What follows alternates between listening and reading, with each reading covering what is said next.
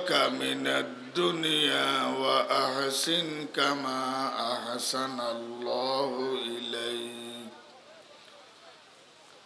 ولا تبغ الفساد في الأرض إن الله لا يحب المفسدين.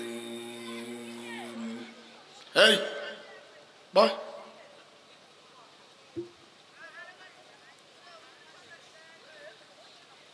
إن الله وملائكته يصلون على النبي يا أيها الذين آمنوا صلوا عليه وسلموا تسليما.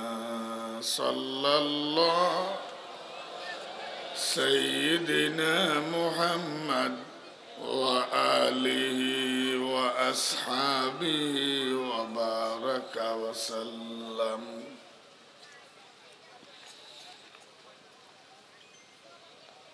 দাগনভূঞা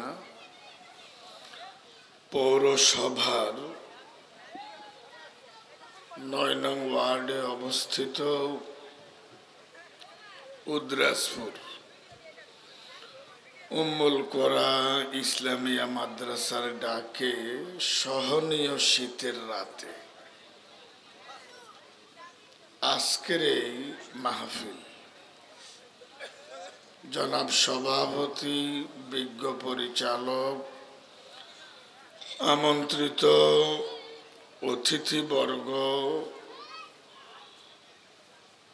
বিশেষ মেহমান সহ মুরব্বিয়ান এজাম, যুবক ভাইয়েরা, কালিমাতু শুকর আদায় করে নিচ্ছি আলহামদুলিল্লাহ। আরেকটু আসতে বলুন।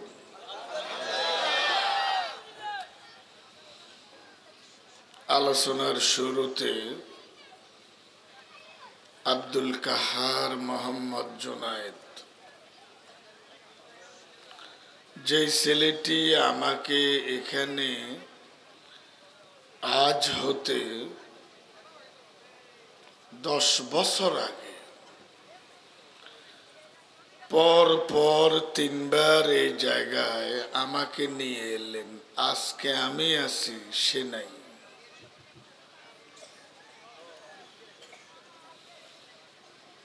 সে আজকে মাটির গর্বে, সময়ের ব্যবধানে আমরাও তার সাথে মিলিত হব। কি বলেন? আমরা কি পৃথিবীতে থাকতে পারবো? আরো জোরে বলুন। এমন কোন সাহসী মানুষ আছেন কি যিনি দাবি করতে পারেন যে আমার মরণ হবে না? এরকম সাহসী কোন মানুষ ভূপৃষ্ঠে পাওয়া যাবে না। আল্লাহ তাআলা আজকের আলোচনার সওয়াব সে মাওলানা জুনায়েদ সহ এই এলাকার সকল ইমানদার নর এবং নারীর কবরে পৌঁছিয়ে দিন। দীর্ঘ আলোচনা হবে না, আবার একেবারে অল্পতেও ছেড়ে দেয়া যাবে না। দুয়ের মাঝামাঝি এক সময় আমরা আলোচনা শেষ করে বা মুনাজাত বাড়ি ফিরব। রাজি আছেন? সামান্য সময়ের কোরবানি দিতে পারবেন? দাগনভূঞা উপজেলার এমন কোন জায়গা নাই, অলি গলি নেই যেখানে আমার কথা বলার সুযোগ হয় নাই। আলহামদুলিল্লাহ, গত 10 বছর একটি কালো হাতের কারণে দাগনভূঞা উপজেলায় আমার আসার সৌভাগ্য হয় নাই। আমাকে এখানে আসার পরিবেশটি করিয়ে দিলেন শহীদ আবু সাইদ। আপনারা কি আমার সাথে একমত? এবং এই ছেলেটির কাছে এ জাতি চরমভাবে ঋণী। এই ছেলের সম্প্রসারিত হাতের কারণে হিম্মত এবং সাহস নিয়ে বুকে পুলিশের গুলি ধারণ করায় আজকের তৃতীয় স্বাধীনতা। এটা দ্বিতীয় না, কত? অনেকেই বলে দ্বিতীয় স্বাধীনতা, আসলে তৃতীয় স্বাধীনতা।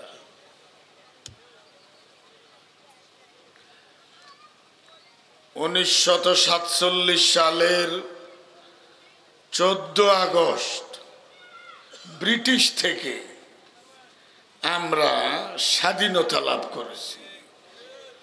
কথা বলেন না কেন? সেই স্বাধীনতা হয়েছে ধর্মের ভিত্তিতে, ইসলামের ভিত্তিতে। আলহামদুলিল্লাহ বলেন না? এ কারণে ওই স্বাধীনতার কথা যারা ইসলাম বিদ্বেষী নাম রাখে আমাদের, কথা বলে বাবুদের, নাম রাখে আমাদের, চেতনা লালন করে খ্রিস্টানদের।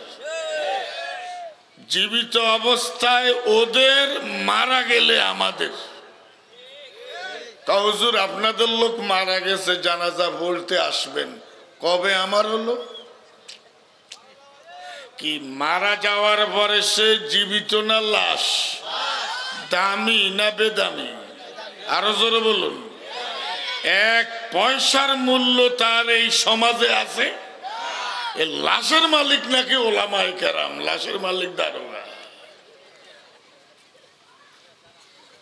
ওই যে জন্মের পরে আব্দুল্লাহ, আয়েশা, আব্দুর রহমান একটা নাম রাখা হয়েছে। এই নামটার কারণে মৃত্যুবরণ পরে আমাদের, জীবিত অবস্থায় ওদের। এরকম বহু মুসলমানের ছেলে মেয়ে নাই?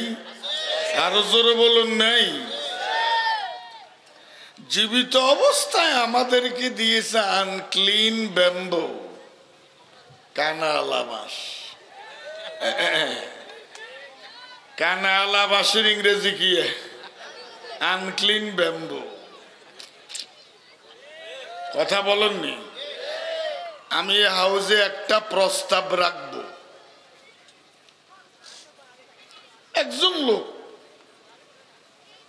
তিনি নারী হোক বা পুরুষ হোক, জীবদ্দশায় ওই লোকটি ইসলামী রাজনীতি, অর্থনীতি, সমাজনীতি, ইসলামের তরিকাগুলোর বিরোধী ছিল। এই লোকটি মরণের পরে ইসলামী তরিকায় তার কবর নীতিটা কেন হবে? আমার কথা বুঝুন না মনে হয়। আমি আবারও আপনাদের সামনে প্রস্তাবটা থ্রো করছি। একজন লোক তার জীবিত অবস্থায় ইসলামী তরিকায় সে চলে নাই এবং ইসলামী তরিকার গোর বিরোধী ছিল। এই লোকটার মরণের পরে ইসলামী তরিকায় তার দাফন নীতি কেন হবে? আরো জোরে বলেন। হ্যাঁ, কারণ একটা হইল ইসলামের অধীনে সমাজ, আরেকটা হইল সমাজের অধীনে ইসলাম। ইসলামের অধীনে বাংলাদেশের সমাজ, আরো জোরে বলুন সমাজ, বরং সমাজের অধীনে ইসলাম। হ্যাঁ, সমাজে ইসলামকে চালায়। কথা কর না খা ওলাইনে বুঝতো না, খেতে আগে সেঙ্গা মুড়ে আসি, আইলের মধ্যে কি আছিল? সেঙ্গা মুড়ে। বৃষ্টি যত বেশি হয় সেঙ্গামুড়ারে ডুবাইতে পারে না। তো দাদার কথার, দাদার মাপবালা, দাদার যশবালা, দাদা যে মুতিহানি লয় না। তো দাদা বাবুরে জিজ্ঞাসা করে পণ্ডিত মশাই, এবছরের বৃষ্টি কেমন হবে বর্ষার আগে? নাতি, বৃষ্টি সেঙ্গামুড়ার তলে তলে থাকবে। দাদা এমন এক কথা কইছে, বৃষ্টি বেশি হইল সেঙ্গামুড়া উপরে, নিচে হইল উপরে, কম হইল উপরে। এই দেশ পানি থাকে নিচে, সেঙ্গামুড়া আরো জোর বল, সেঙ্গামুড়া। এদেশের মানুষ কয় যে ইসলাম থাকবে নিচে, আমরা থাকবো উপরে। আমরা ইসলামকে চালাবো, ইসলাম মোতাবেক আমরা চলতে পারবো না। তো যাক, দেখুন সালাম কাকে দিতে হবে ইসলামে ঠিক করে দিছেনি। কোন অমুসলিমকে সালাম দেয়া যাবে? আরো জোরে বলুন। কোন নারীকে বিয়ে করা যাবে কোরআন ঠিক করে দিল কিনা? কাকে যাকাত দেয়া যাবে, কাকে যাকাত দেয়া যাবে না, এটা ইসলামে ঠিক আছে না নাই? তো কার জানাজা পড়া যাবে, কার জানাজা পড়া যাবে না, এটা কি ইসলাম ঠিক করে দেয় না? তো বেড়ার দলের মতো তো ব্যাগ দৌড় দেন। ও একটি ইসলাম ছোট সমাজ বড়, কথা বলেন না কেন? মনে কষ্ট নিচ্ছেন? একটা লোক জীবনে নিজের ন জড়ানো, তোরা ভাই আগো নিজের ন জড়তে দৌড়স। আমার কথা এখনো বুঝো না মনে হয়। 5 ওয়াক্ত নামাজ সে জীবনে কি, তাহলে সেই লোকটা নিজের নামাজ পড়ো না, তোরা ভাইয়ারা মা কয় না ময়ূক আর বৈনুত থাকবেন। তো অনেক দিন পরে আসছি, তো কতদিন পর এলে তুমি একটু বসো। তবে অনেক বছর গেছে, আমার আর আগের মতো সেই শক্তি নেই, অনেকটাই আমি দুর্বল হয়ে গেছি। তো আসেন, কোথা থেকে গেলাম?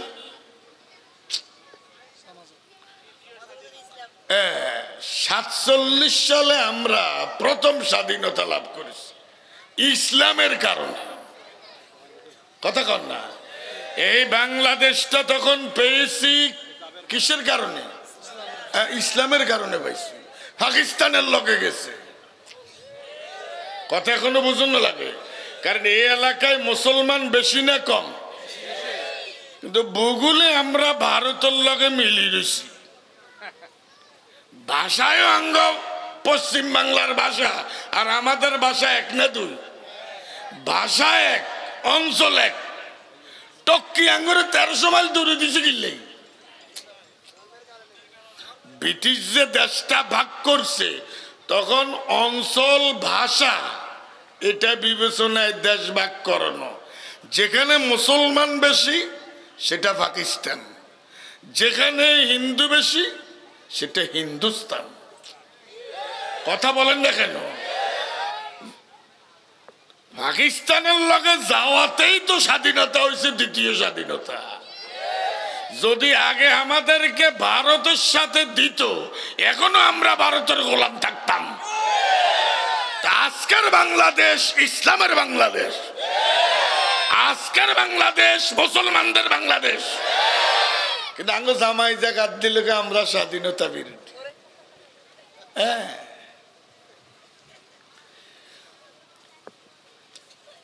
দ্বিতীয় স্বাধীনতা হয়েছে বিজয়ের মাসে ডিসেম্বরের ক তারিখ, আরো জোরে বলুন ক তারিখ? পাকিস্তান থেকে আলাদা হলাম। এ কটা? প্রথম স্বাধীনতা ব্রিটিশ থেকে, দ্বিতীয় স্বাধীনতা, তৃতীয় স্বাধীনতা ভারতের গোলাম থেকে।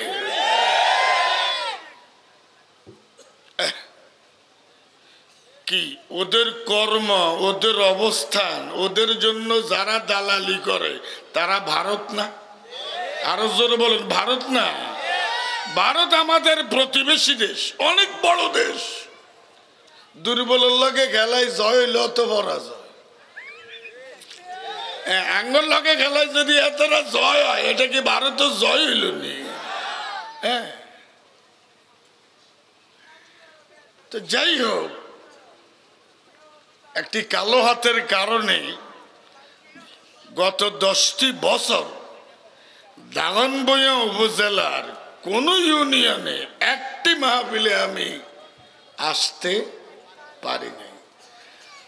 শহীদ মুগ্ধ মাহফুজুর রহমান মুগ্ধ এবং শহীদ আবু সাইদ সহ এদের রক্তের কারণে আজকের আমার এখানে আসা, নতুবা কি আমি আসতে পারতাম? আরো জোরে বলেন, পারতাম? আল্লাহ তুমি তাদেরকে শাহাদাতের মর্যাদা দান করো। আরো জোরে বলেন আমিন। বা তাদের মরণের মধ্যে জীবন।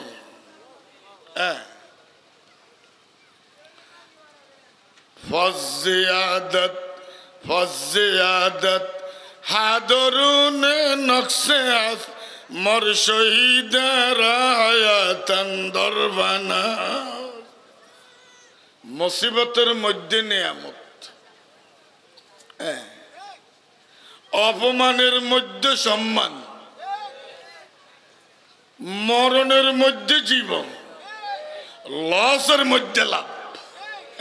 আমি আবারও বলি, লসের মধ্যে লাভ, মুসিবতের মধ্যে নিয়ামত, অপমানের মধ্যে সম্মান। নারায়ে তাকবীর। এ মরণের মধ্যে জীবন। কি আলহামদুলিল্লাহ কর লেখা। শহীদ আবু সাইদের মরণের মধ্যে তার জান্নাতের জীবন, তার মুসিবতের মধ্যে নিয়ামত, তার লসের মধ্যে লাভ। নারায়ে তাকবীর। লসের মধ্যে লাভ। কোন কোন লাভ লস তো, কোন কোন সাময়িক লাভটা চিরস্থায়ী লস। দেখেন না, 16 বছরের লাভ এখন লস। ওর কথা বলে দেখেন। হ্যাঁ, আর আঙ্গ লসটা। নারায়ে তাকবীর। সময় বেশি নষ্ট করব না। 9:53 আমরা ছেড়ে দেব। টাইম ঠিক করেন।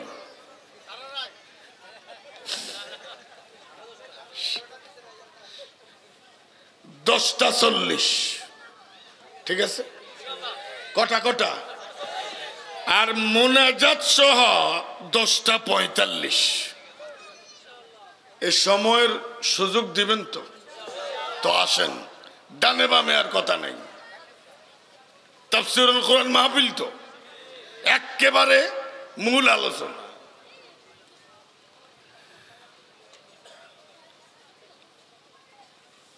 যে আয়াতটা পড়লাম সেটা সূরা আল কসাস। সূরা আল কসাস। আমি তো হাফেজ না।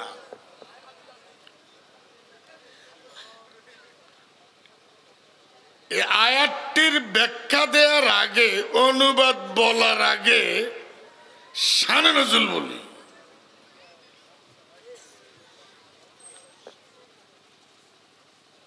মিশর ও সিরিয়ার গয় নাকি ফলাইছে। 2024 সাল হইল বিশ্ব ফলায়ন বছর। কথা কর লেখা। এখান থেকে আমাদের সবক নিতে হবে।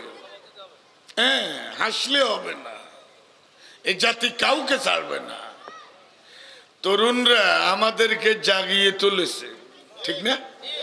তরুণ ছাত্রদের কাছে এই জাতি ঋণী না? আরো জোরে বলেন, ঋণী না? ছোটরা বড় কাম সমাধা দিছে। নারায়ে তাকবীর। বড় কামটা সমাধা দিছে কারা? ছোটরা। কি কয় না, কি না, কি একটা গ্রামীণ কথা আছে, আমি ভুলে গেছি। যা তবে একক কৃতিত্ব তাদের না, ওরা আজান দিয়েছে, আমরা সবাই মিলে জমাত কায়েম করছি। কি কথা বলে না কেন? ওরা মূল আজান দিছে।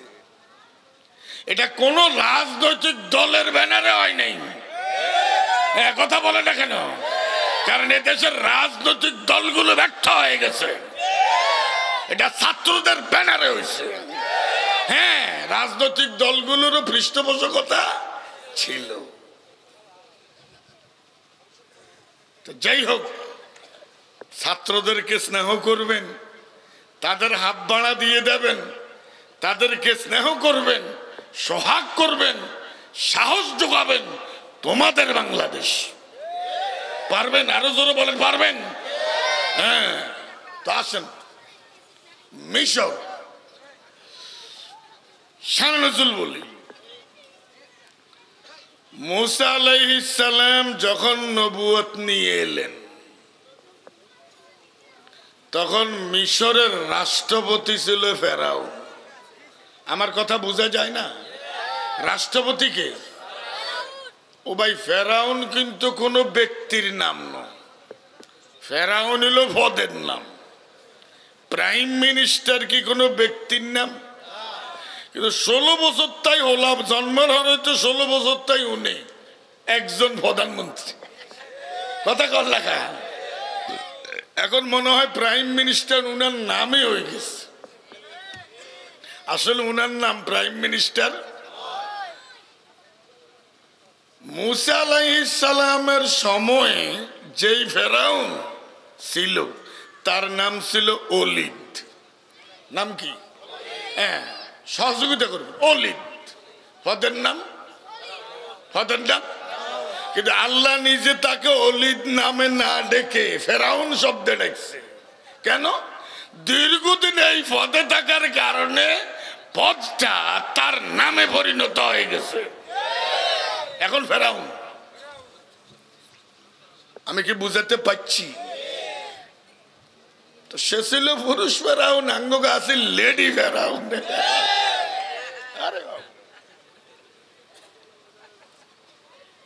আমি শান নজুল বলছি। তো ক্ষমতায় ছিল ফেরাউন। ফেরাউন যেই বংশের, সেই বংশ ছিল কিপ্তি বংশ। কি বংশ? দেখেন না, আওয়ামী লীগ ক্ষমতায় থাকাকালীন বিরোধীদের উপরে নির্যাতন হয়েছে না? আরো জোর বল, হয় নাই? রোজা রাখছি এক জায়গা, ইফতারি করছে আরেক বাড়ি, তারাবি হচ্ছে আরেক জায়গা, সেহরি গেছি আরেক জায়গা, শুধু দৌড়া। কথা কর লেখা। হ্যাঁ, মুসা আলাইহিস সালাম নবুয়ত নিয়ে ফেরাউনের দেশে এলেন। তিনি হলেন বনি ইসরাইলের লোক। কথা কন। আজকে হলো রাজনৈতিক শাসন, তখন ছিল গোত্রীয় শাসন। কিরে ভাই, বিশ্বনবীর ইন্তেকালের পরেও আব্বাসী বংশ, উমাইয়া বংশ, হাশেমি বংশ এরকম আছে না? এখন হইল কি, বাংলাদেশে কি কোনো গোত্রীয় না দলীয়? আরো জোরে বলুন। মিশরে ছিল। তো ক্ষমতায় কে? ফেরাউন। নির্যাতিত কে? বনি ইসরাইল। ক্ষমতায় ফেরাউন, নির্যাতিত। ওই সময়ের সবচেয়ে সেরা ধনী নাম কারুন। নাম কি? সে ছিল বনি ইসরাইলের লোক। ব্যবসা থেকে পারলাই ফেরাউনের দালালি শুরু করছে। দেখেন না, বাংলাদেশে বড় বড় ব্যবসায়ী আওয়ামী লীগ হয়ে গেছে, অনক আসি আমনক লগে এগুলো ছিলেন নেই। কি এরকম নাই? অনেক বড় বড় ব্যবসায়ী তার ব্যবসা টিকাবার জন্য ওদের লগে সুর মিলিয়েছিনি। আরে এটাকে কথাকে কোনো কোনো হুজুর তো মিলিয়েছে। মিলাই না। এদের ইমান সবল না দুর্বল? আরো জোরে বলেন। কারণ ইমানদার কারো সাথে আঘাত আরো জোর বলে ইমান আতাতগিরি শেখায় না। আমি আপনাকে সম্মান করব, তবে পূজা করতে পারতাম না। হ্যাঁ, বড়কে সম্মান করা যাবে, পূজা করা সম্মানের একটা সীমানা আছে, সীমানার বড়ই পূজা। তা আসেন, এটা আমি আয়াতের শানে নজুল বলতেছি, যেই প্রেক্ষাপটে আল্লাহ আয়াতটা নাজিল করলেন। মাইজদি থেকে গাড়ি তুড়ি মনে মনে কই যে আজকে কি ওয়াজ করি হতে ঠিক করছি। আসলে আসা আসা পথে এটা কি করছি, ঠিক করছি। তো কারণ সেরা ধনী তো তার ধনভাণ্ডারের চাবিগুলো একদল মানুষও বহন করতে, কারণ আগের আমলে এক চাবি আছিল কার্ডের 1.5 লম্বা, তালা অজ্ঞা আছিল ওড়া আল্লাহর মতো। আসলে সত্য। কারণ ফেরাউন রে অর্থনৈতিক সহযোগিতা দিত, ওই অর্থ দিয়ে ফেরাউন অস্ত্র কিনে বনি ইসরাইলের উপর নির্যাতন চালাতো। কে? কারণে ফেরাউনের দালালি করে নিজের কি ব্যবসা ঠিক থাকবার লাগে। লোক কার? বনি ইসরাইলের। ইন্না কারুনা কানা মিন কওমে মূসা, আল্লাহ ফরমান কারুন মূসা আলাইহিস সালামের গোত্রীয় লোক হওয়া সত্ত্বেও ফেরাউনের দালালি করিয়া তার অর্থ দিয়ে নির্যাতন চালানো হয়েছে বনি ইসরাইলের উপর। তো বনি ইসরাইলের বুদ্ধিমান সাইরিগা মানুষ কোগা এগুন একসাথে হয়েছে। কারণ একটু দাওয়াত দিব। কি দিব? ওই এক লোক গেছে, এক পেইন্টারে গেছে, আমার শতান আঁকি দেন। কি আঁকি দেন? পেইন্টারে মডেল আনি দাও। শতান আঁকতে হইলে তো শতানের কি লিখবো, নমুনা লিখবো। কায় 1 সপ্তাহ পরে তোমার শতানের নমুনা আনি দিও। কথা বুঝুন না? তো এই লোক এক বন্ড হুজুর, মাজারি হুজুর, বেদাতি হুজুর, ওই বাইতুল মুকাররমের রুল আমিন মার্কা হুজুর। এরকম একজন হুজুর রে যাইকা, হুজুর আমি স্বপ্নে দেখছি আপনাদের সারিকা ভাত খাবাই আঙ্গো বাদ যাই। তুই এমন ভাবে কাকতি মিনতি করছে ওই বন্ড হুজুরে আর তার আবদারটা ফেলতে। হ্যাঁ, ঠিক আছে দাওয়াত লইছি, তুমি আসি সেদিন আমাকে রিক্সা দিয়ে নিয়ে যাবে। তো ঠিক মতে সাহেবে দাওয়াত আসি, হুজুর রিক্সা আনছি, উঠেন। রিক্সা আনছি। এবার রিক্সাওয়ালারা এমনি এমনি যাইতে যাইতে ওই পেইন্টারের দোকানের সামনে গেছে। আর থামা, থামা।